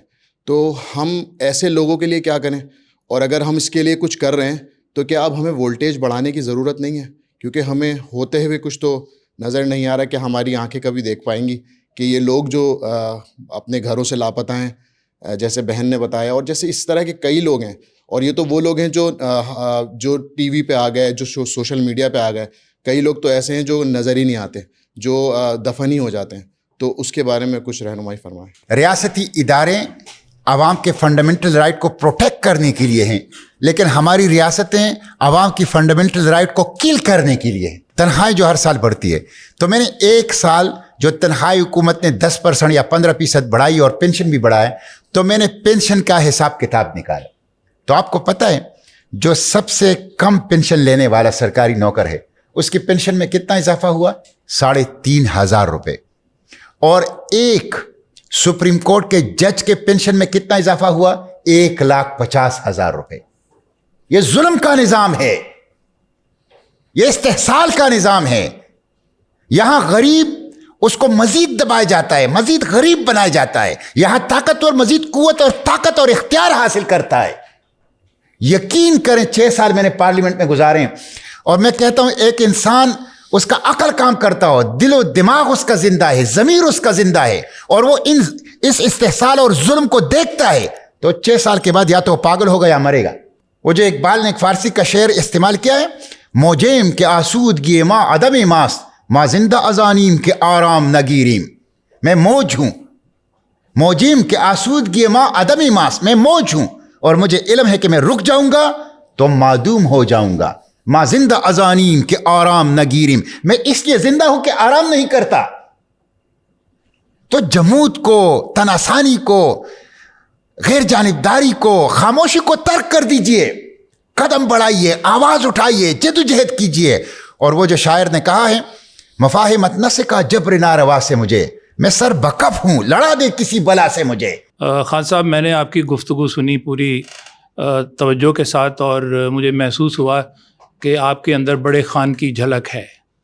اور یہ جو ریزسٹنس کی جو تحریک ہے جو پاکستان کے اندر اب بہت زیادہ نمایاں ہو گئی ہے, اس میں کوئی شک نہیں ہے کہ بڑے خان صاحب یعنی عمران خان صاحب کا بہت بڑا کردار ہے.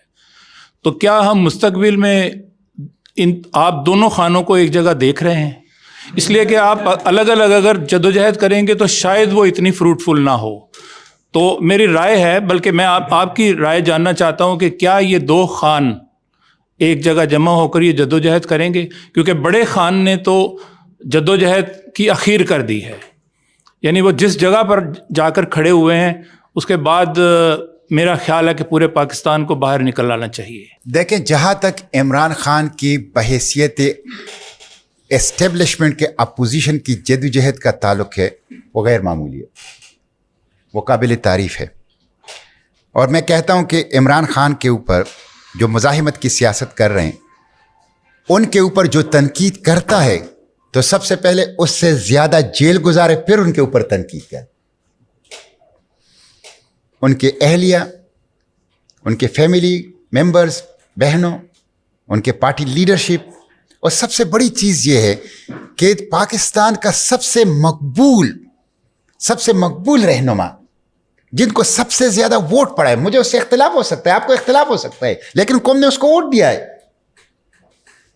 یعنی یہ جو کہا گیا تھا نا کہ سیاستدان بھی مانتا ہے, پیر بھی مانتا ہے, فقیر بھی مانتا ہے, مولوی بھی مانتا ہے, وکیل بھی مانتا ہے, صحافی بھی مانتا ہے, دکاندار بھی مانتا ہے کہ الیکشن عمران خان جیت چکا ہے. اور آپ نے ان کے جیت کو ان کے لیے جرم بنا دیا, اڈیالہ میں بند کر دیا آپ نے, اور 2 سال ہو گئے, 2 سال سے زائد کا عرصہ ہو گیا. اور جو لوگ ہار چکے ہیں, یعنی جو مردود ہے, مردود کا مطلب ہے جن کو رد کیا گیا ہے, جو مردود تھے ان کو آپ نے حکومت میں بٹھا دیا. تو یہ ظلم ہے, اور پھر اس ظلم کے خلاف ان کی مزاحمت.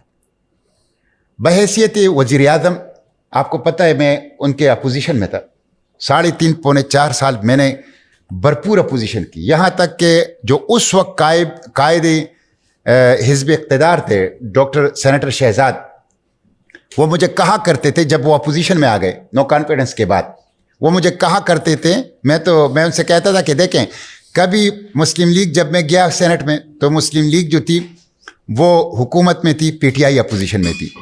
پھر تھوڑے عرصے کے بعد پی ٹی آئی حکومت میں آ گئی اور مسلم لیگ اپوزیشن میں آ گئی. پھر مسلم لیگ حکومت میں چلی گئی, پی ٹی آئی. میں ان سے کہتا کہ دیکھیں میں اپنی جگہ پر مستقل کھڑا ہوں اور تم لوگ باری باری سے میرے ساتھ تبدیل ہوتے ہو.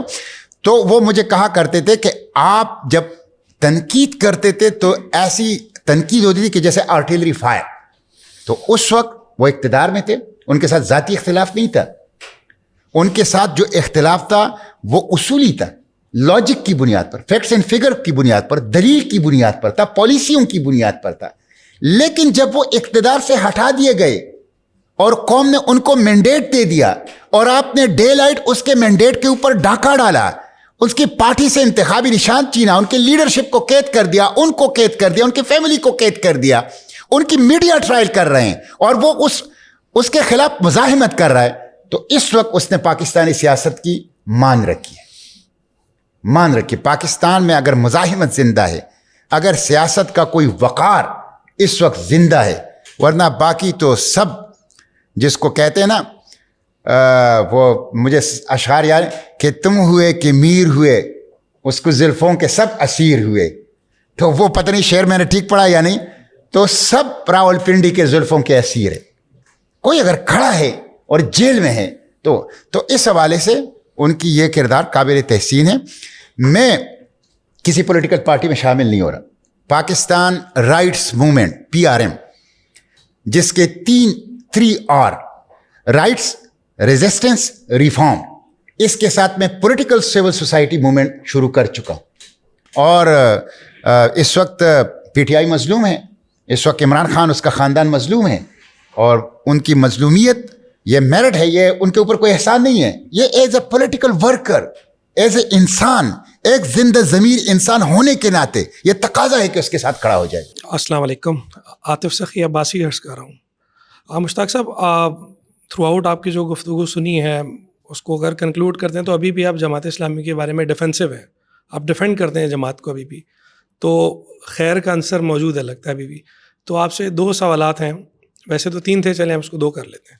کہ ایک تو یہ جماعت اسلامی سے جو آپ نے ریزگنیشن دیا اپنا، اور ریزگنیشن کے بعد آپ نے اپنا مقدمہ بھی عوام کے سامنے رکھ دیا، جواب میں جماعت نے بھی اپنا مقدمہ رکھ دیا. تو ان چیزوں کو ابھی دور کر کے اگر 1 ورڈ آپ سے آنسر مانگا جائے کہ کیا آپ کو لگتا ہے کہ ریزگنیشن کے بعد آپ نے لوز کیا یا جماعت نے کچھ لوز کیا؟ اگر ان دونوں میں سے کوئی ایک چیز آپ سلیکٹ کریں تو اچھا لگے گا.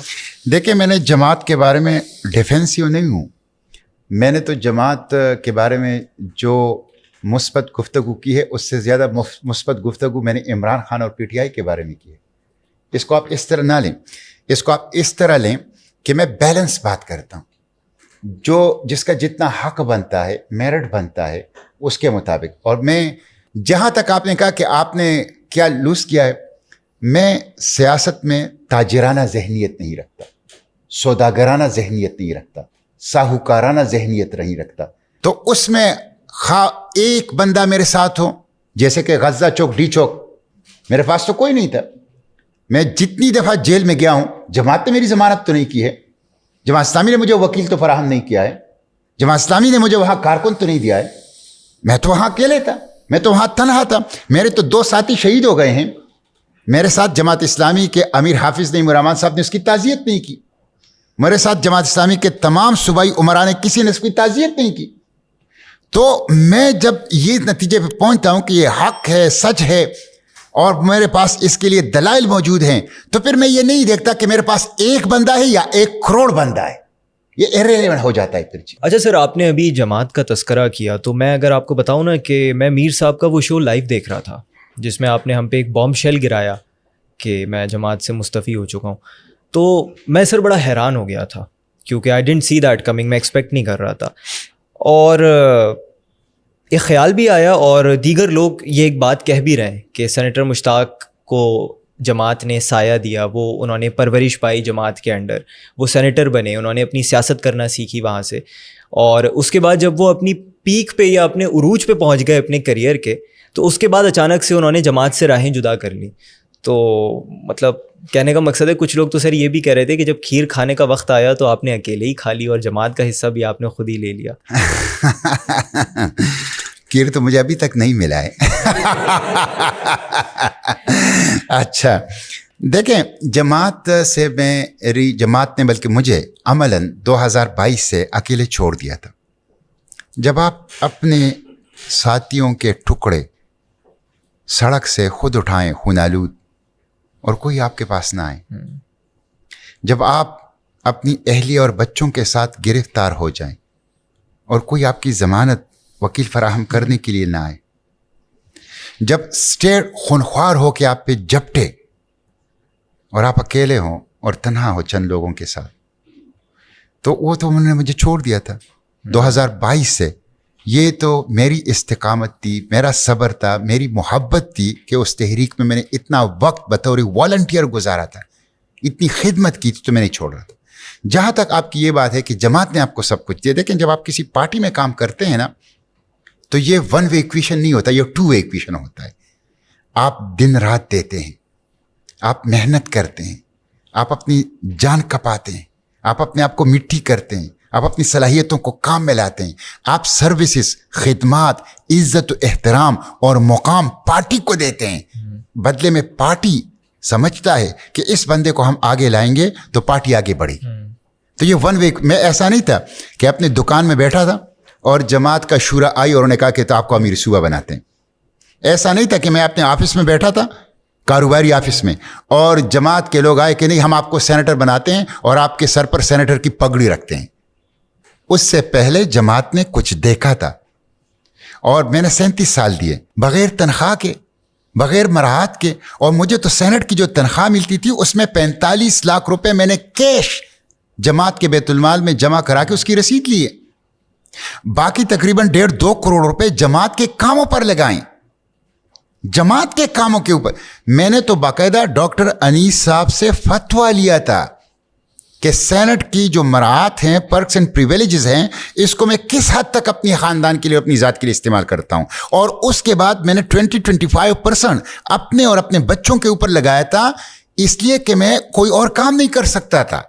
इसलिए पार्टी बदले में आपको वो देती है। ये जमात के कारकुनों को भी मैं समझाना चाहता हूँ। आपने बहुत अच्छा सवाल किया। आपने वो सवाल किया जो कि इस वक्त सारे जमात के वर्कर कर रहे हैं, और आप मेरे फेसबुक पे चले, कमेंट बॉक्स देख ले, सब यही कह रहे हैं।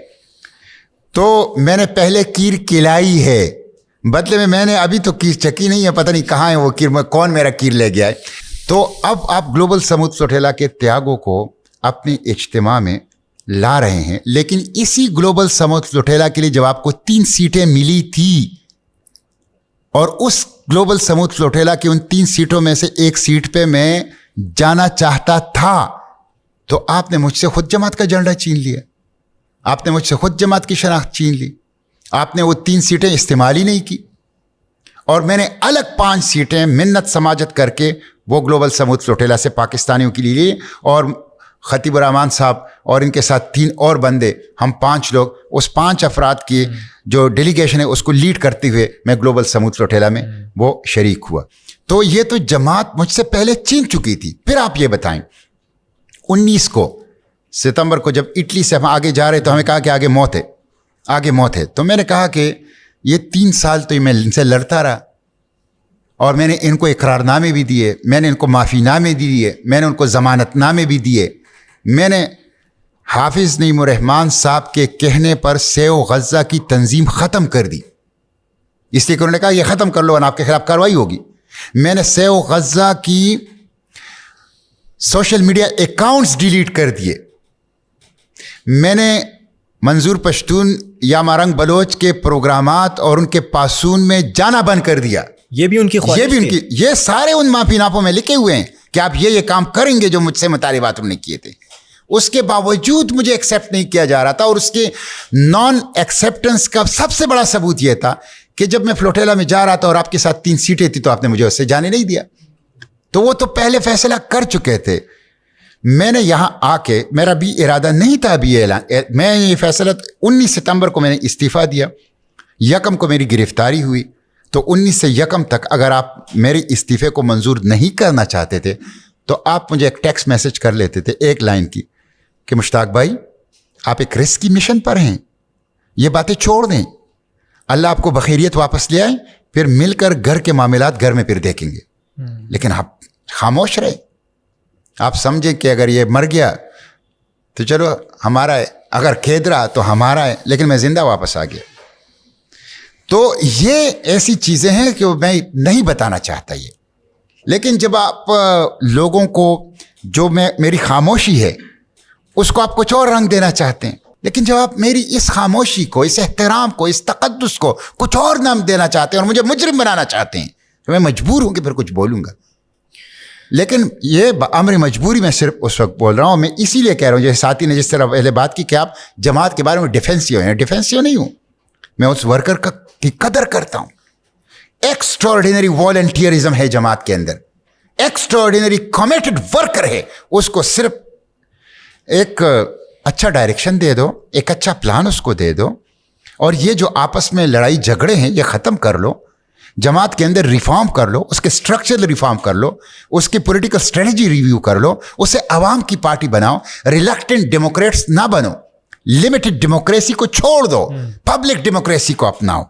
अगर फ़र्ज़ करें आपको मेरा इस्तीफ़ा मंजूर नहीं था तो मेरे इस ऐलान के बाद आप ऐलान कर देते कि उन्होंने इस्तीफ़ा दिया था, हमने वो इस्तीफ़ा मुस्तरद कर दिया, लेकिन आपने तो विदिन 24 आवर्स उसको कबूल कर दिया। तो ये चीज़ें नहीं चलेगी। अब लोग समझदार हैं, अब लोग समझते हैं चीज़ों को। अब देखें ना, ये जो आज की नस्ल है सोशल मीडिया के दौर में, ये नस्ल वो नस्ल है कि जिसके साथ 2 नंबरी नहीं चलती।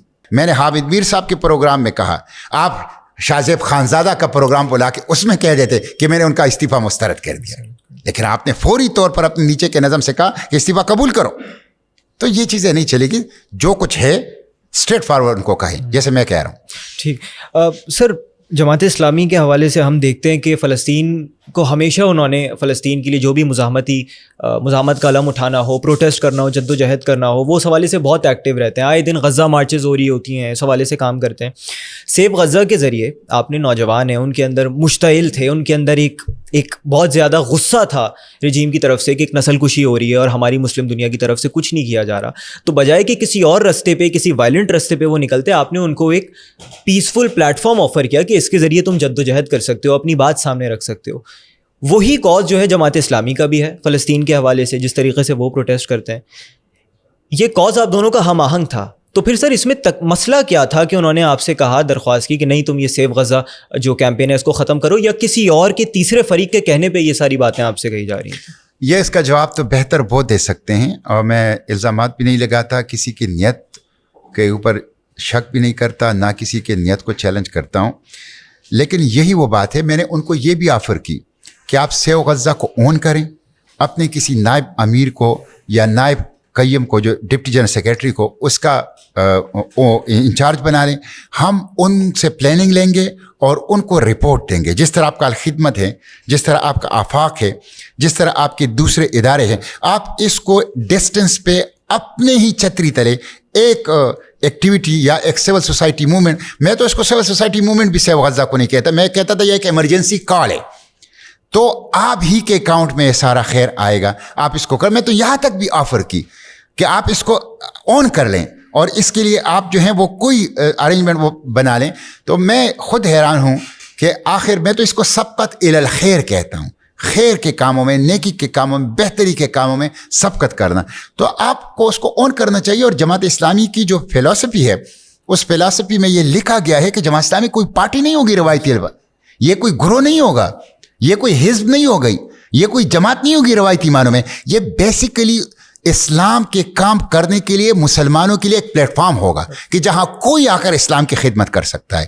تو اس وجہ سے تنظیم کی یہ تعبیرات کرنا اور اطاعت نظم کی یہ من پسند تشریح کرنا اور اس میں اپنے ناپسندیدہ عناصر کو دروازے سے باہر دھکیلنا، یہ کوئی درست طریقہ نہیں ہے، اور اس سے تحریکیں اور تنظیمیں آگے نہیں بڑھتی.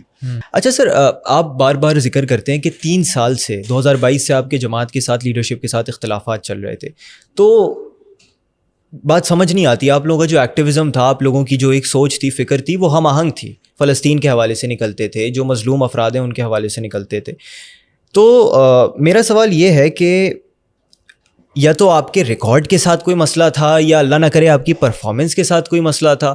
ادروائز کیا ضرورت پڑی تھی ان کو؟ یعنی جو آپ 3 سال کے اختلاف کا پیریڈ بیان کر رہے ہیں، تو کس بنیاد پہ ان کو اختلاف تھا آپ سے ادروائز؟ یہ میرے خیال میں نے کافی باتیں کر لی ہیں. کچھ باتیں ایسی ہیں کہ جن کا ابھی وقت نہیں آیا، اور میں خود اپنی کچھ یادداشتیں لکھ رہا ہوں اور لکھوں گا. السلام علیکم، میرا نام خضر ہے، اور مشتاق صاحب آپ سے سوال یہ ہے کہ آپ نے کہا کہ فلوٹیلا پر مجھ سے جماعت کی کسی نظم نے مجھ سے رابطہ نہیں کیا، جبکہ دوسری طرف جو جنرل سیکریٹری ہیں امیر العظیم صاحب، انہوں نے کہا کہ ہم نے رابطہ بھی کیا تھا اور آپ کی بخیر و عافیت کے لیے دعا بھی کی تھی. اور ایک بات انہوں نے یہ بھی کہی تھی کہ جب آپ واپس آئیں گے تو ہم جو ہے اس مسئلے کو دیکھ کر جو ہے ہم کنسیڈر کریں گے. تو آپ نے اس چیز کو کنسیڈر کیوں نہیں کیا؟ دوسرا سوال یہ ہے کہ آپ نے جو ہے اسلامی نظام کے لیے آپ نے 37 سال جو ہے جماعت کو دیے، تو آپ کو ایسا نہیں لگتا کہ آپ نے کچھ افراد کی وجہ سے جو ہے آپ نے ایک نظام، ایک مقصد کے ساتھ جو ہے تھوڑی زیادتی ہو گئی ہے معذرت کے ساتھ؟ میں نے اب بھی چیلنج کرتا ہوں، اور اسلامی جمعیت طلبہ کے جو سیکریٹری جنرل ہیں وسیم حیدر، وہ ان کے گواہ ہیں، ان کے ساتھ میرا رابطہ تھا.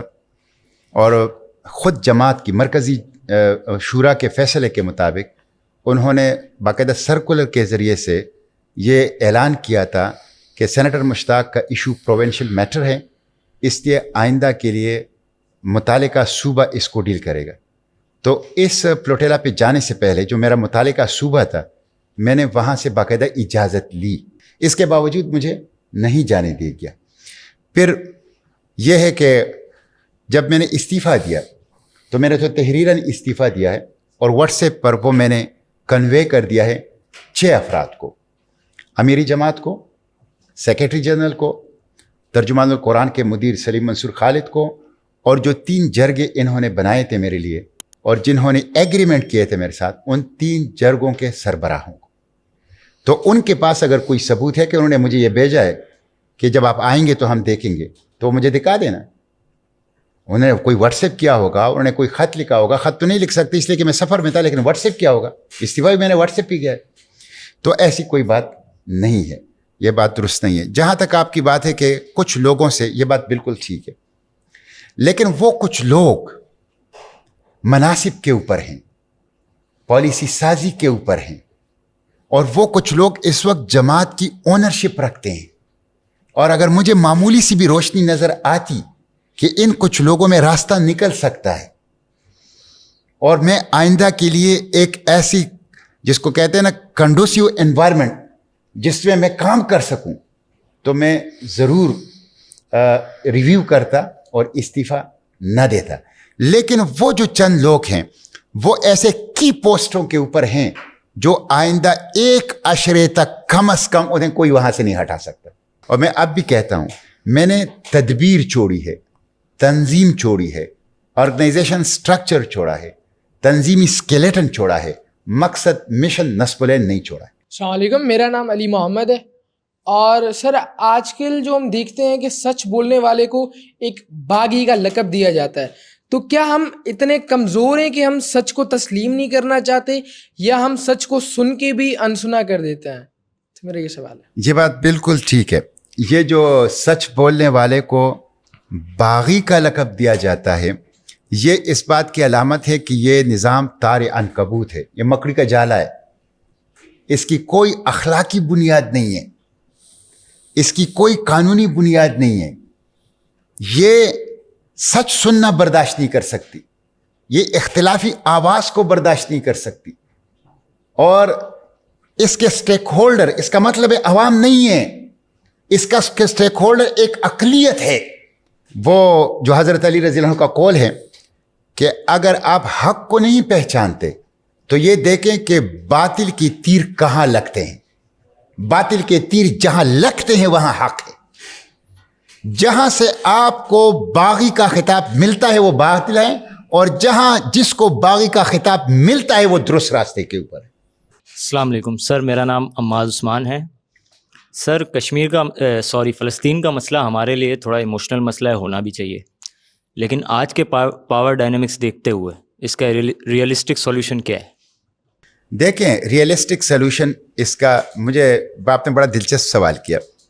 ہم سیل میں تھے, تو میرے ساتھ سیل میں ایک امریکی تھا, ایک یونانی تھا, ایک اٹلی کا تھا, ایک سوئٹزرلینڈ کا تھا, ایک نیدرلینڈ کا تھا, ایک ایجپشن تھا, ایک ٹرکش تھا, ٹیونیزین تھے, اور ایک پاکستانی تھا. یہ ہمارا سیل تھا 9/11, 9 نمبر بلاک میں 11 نمبر سیل. تو اس میں ہم یہ ڈسکشن کرتے تھے, تو وہ جو امریکی تھا اس نے ایک بڑی کمال کی بات کی, وہ میں آپ کو بتاتا ہوں.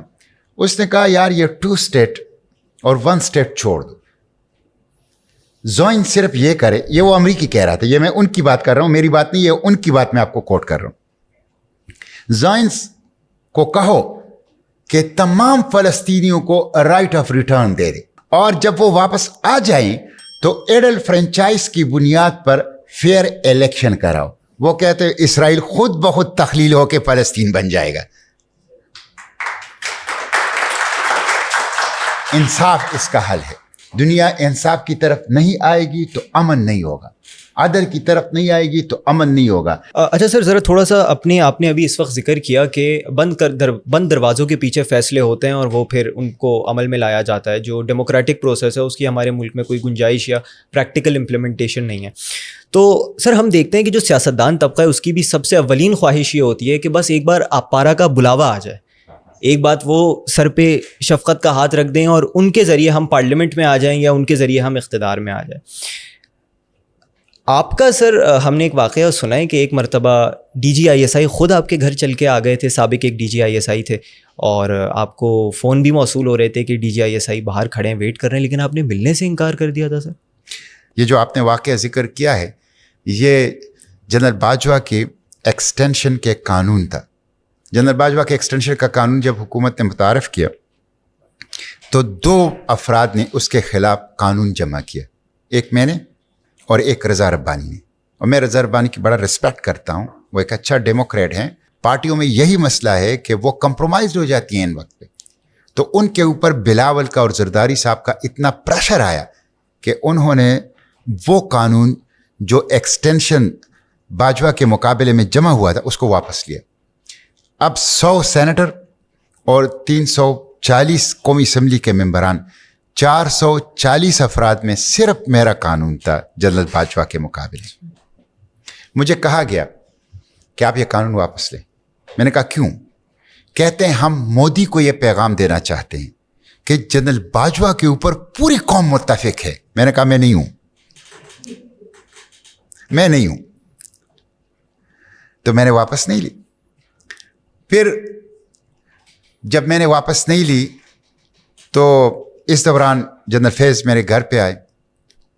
گھنٹہ 1.5-2 گھنٹے جتنے بھی وقت کھڑے رہے, گاڑی میں بیٹھے رہے کہ, اور مجھے فون آتے رہے کہ وہ باہر جنرل فیض صاحب بیٹھے ہیں گاڑی میں, آپ باہر آ جائیں مل لیں. میں نے کہا میں نہیں ملوں گا, میں ان کو کچھ دے نہیں سکتا, میں کیسے ان سے ملوں؟ یہ میرا حیثیت پارلیمنٹرین بحثی سیادت میرا کام نہیں ہے کہ میں ان سے ملوں. تو میں نہیں ملا. تو مجھے دھمکیاں دی گئی کہ ہمارا ایک دوسرا چہرہ بھی ہے,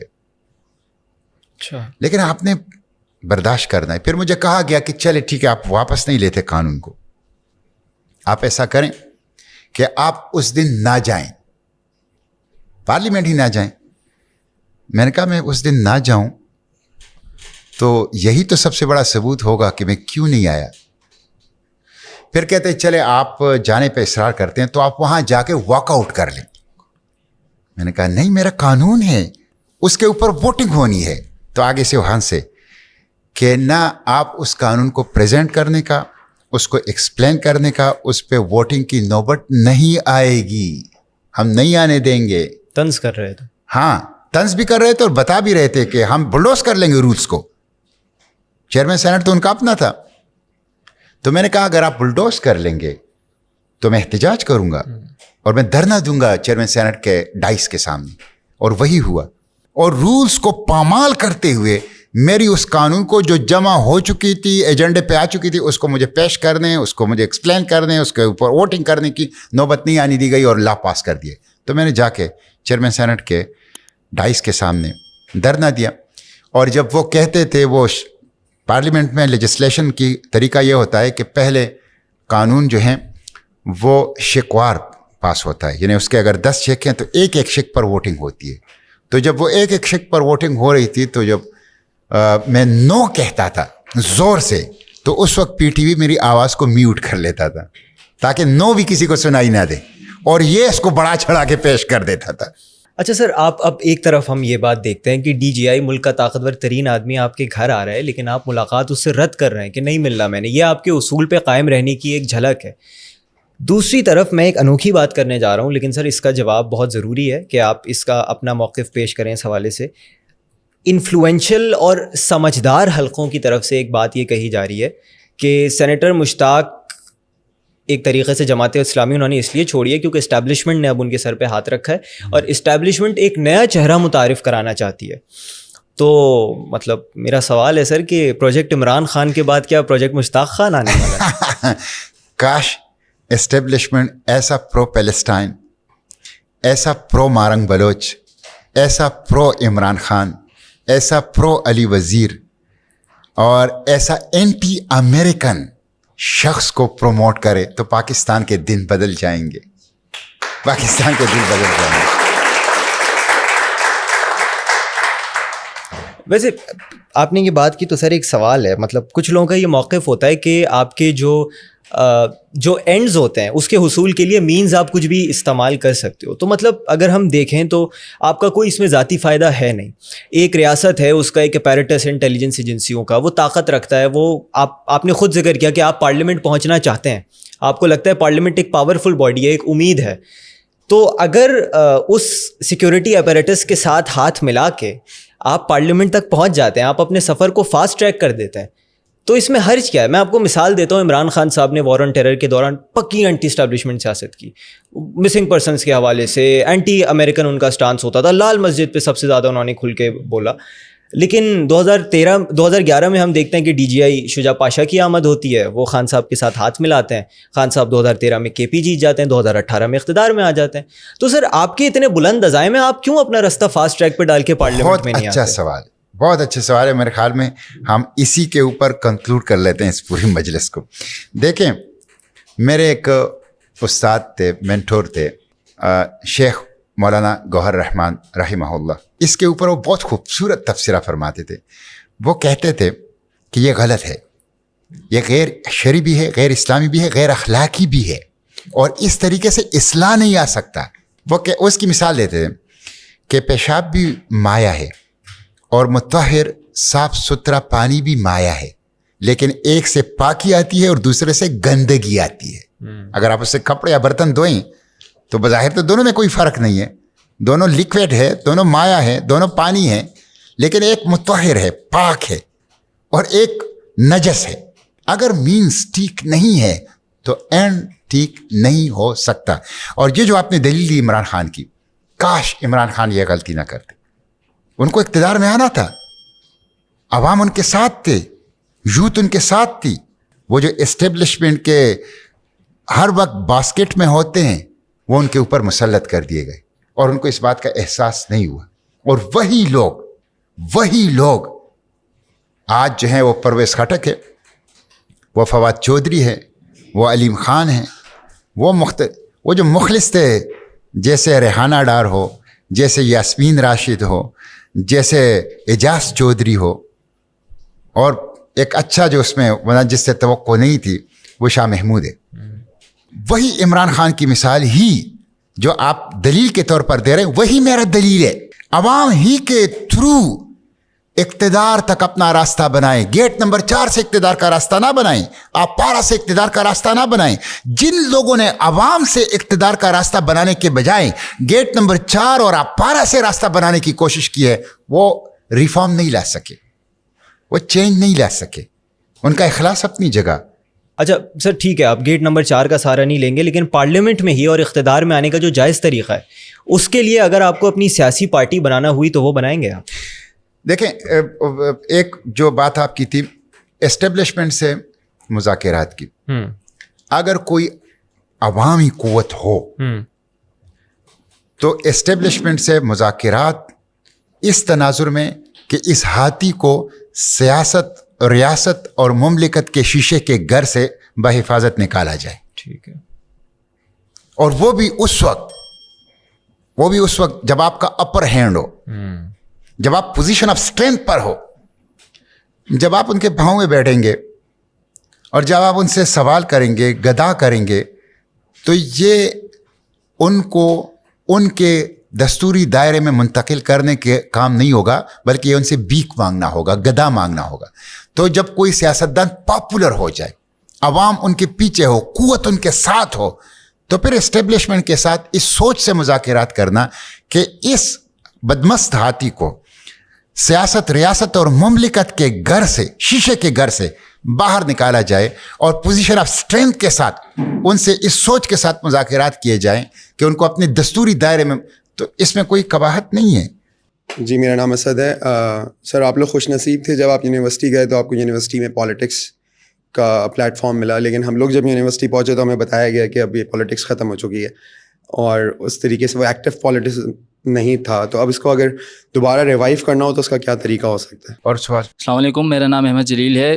مشتاق صاحب, میرا سوال یہ ہے کہ آپ کی جو 3 Rs کی موومنٹ ہے, اس کا طریقہ کار بڑا دلچسپ ہے. اس کی وجہ یہ ہے کہ جو لوگ آج جیل میں ہیں, جن کے لیے آپ آواز اٹھائیں گے, وہ کل ایکسٹینشن انہوں نے ہی دی تھی, اور آج جو اقتدار میں کل وہ ایکسٹینشن دیں گے, اور جب وہ اپوزیشن میں ہوں گے تو آپ ان کے لیے آواز اٹھائیں گے.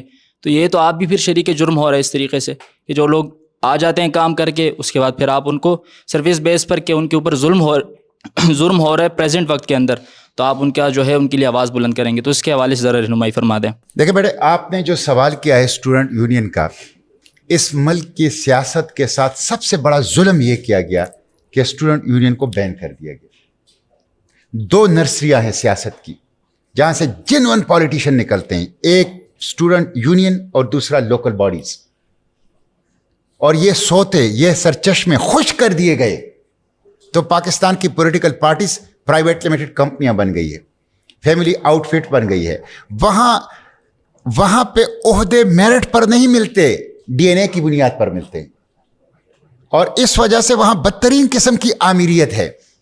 तो ये इस कौम के साथ सबसे बड़ा जुल्म कुछ तो डिक्टेटर्स ने किया बड़ा, और कुछ हिस्सा फिर उसका सियासतदानों ने किया।